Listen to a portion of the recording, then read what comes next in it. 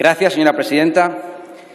España es hoy una nación democrática avanzada y esto se debe al propósito de una generación de políticos que supieron y quisieron trasladar la voluntad unánime de los españoles, la de contraponer el consenso al disenso, la voluntad de convivencia al conflicto, el pacto constitucional como espacio de soluciones, un equilibrio perfecto en el que construir nuestro futuro.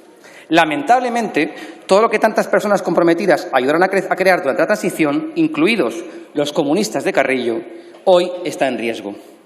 Los responsables se sientan en el Consejo de Ministros y son los socios preferenciales del señor Sánchez. Hace hoy 2 semanas, la portavoz del Grupo Parlamentario Popular alentaba desde esta tribuna: España sufre un embate rupturista contra las instituciones del Estado. ¿Esto por qué sucede? Verán, estos revolucionarios de salón, el señor Iglesias y el señor Garzón, ya son ministros. Ya está. Ya se sientan en el Consejo.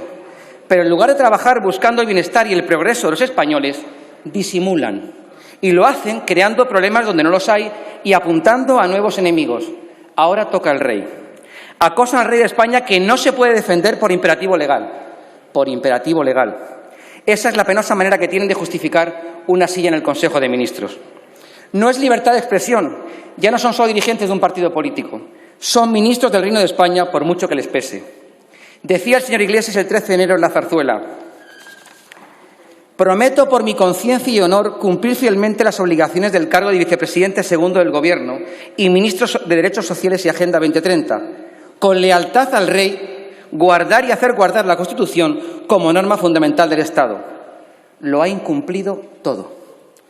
Lo de estos ministros es un ejercicio permanente de distracción, disimular que es el primer ministro del Partido Comunista de España de la historia en un gobierno de 20 y tantas carteras, al que le ha correspondido 1/4 de cartera, consumo, cuyo mayor logro ha sido denostrar la principal industria del país, el turismo, al que gracias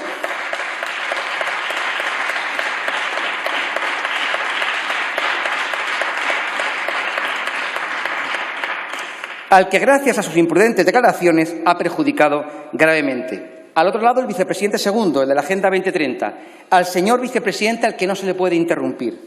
¿Será en el año 2030 cuando conoceremos algunas de sus propuestas o la agenda, o vendrá a comparecer en la comisión que le corresponde?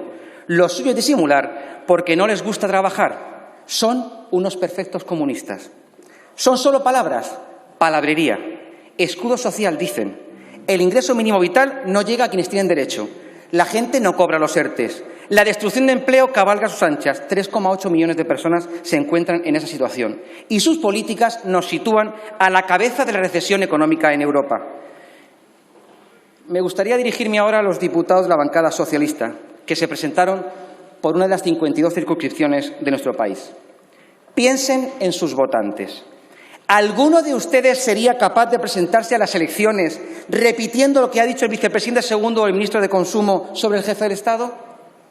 ¿No perciben el aroma totalitario de quien exige respetuoso silencio cuando él habla, pero es incapaz de saludar siquiera al jefe del Estado constitucional? ¿No sienten vergüenza de apoyar a miembros de un gobierno con este currículum? ¿Hasta cuándo, señores del Grupo Socialista, van a ser capaces de aguantar? ¿Hasta cuándo 2 gobiernos en uno? ¿O es el miedo a perder el gobierno? Le voy a dar más datos para que reflexionen. ¿Qué ha hecho estos meses el señor Iglesias?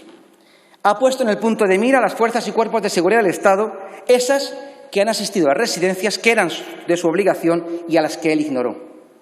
Ha impulsado ataques contra el juez que le investiga por graves delitos y que pide al Tribunal Supremo que se le impute por denuncia falsa, daños informáticos y, atención, descubrimiento y revelación de secretos con la agravante de género. ¿Dónde quedó aquello de apertura de juicio oral, dimisión? ¿Dónde el gobierno feminista? Pues bien, como ambos no ofrecen soluciones, tienen que calmar sus voces más radicales cuestionando la figura del rey. Tienen que justificarse de alguna manera ante quienes quizás no les hubiesen votado si hubieran conocido su incapacidad. Quizás tienen que justificarse ante sí mismos.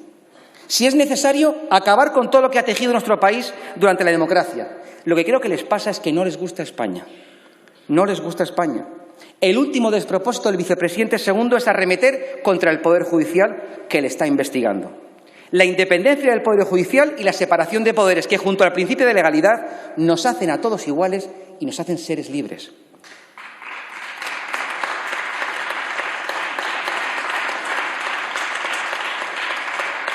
La verdad es que dudo que los principios liberales puedan asentarse en quien ha sido adoctrinado en el comunismo, la más letal de las ideologías. Ayer fabricaban un nuevo concepto los socios de gobierno, la mayoría viable, un fraude que consiste en establecer como mayoría parlamentaria no la predeterminada por las leyes, como venía siendo hasta ahora, sino aquella que se ajusta al reducido apoyo parlamentario con el que cuentan para con ello conseguir desmontar todas las estructuras del Estado. ¿Merece la pena, señores socialistas, traicionar los principios y la historia de su partido? ¿De verdad merece la pena? Ayúdense y hagan un servicio a la democracia española votando a favor de la moción del Grupo Parlamentario Popular, aquí donde reside la soberanía nacional, para que el Gobierno ponga fin a sus ataques a las instituciones, a esa conspiración permanente que sufre desde el Gobierno, para reprobar al vicepresidente segundo del Gobierno como principal instigador de los ataques a la corona y por sus ataques al Poder Judicial ahora que está siendo investigado, para urgir al presidente del Gobierno a que cese al ministro Garzón por sus afirmaciones en relación al jefe del Estado. No deben ser reprobados o cesados por ser comunistas, a pesar de que esa ideología ha llevado al desastre absoluto a los países allí donde se ha puesto en práctica. Ni siquiera por defender a un liberticida, asesino confeso y homófobo como el Che Guevara. Ni siquiera por eso. Deben ser reprobado uno y cesado el otro por no defender la democracia, por atacar a la Constitución desde el Consejo de Ministros y por ser cómplices de una campaña de acoso a los jueces que les investigan.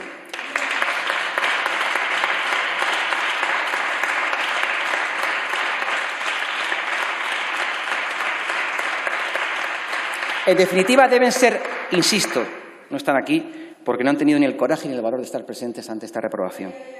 Deben ser reprobado uno y cesado el otro por querer llevar a España a la peor versión de sí misma. Muchas gracias.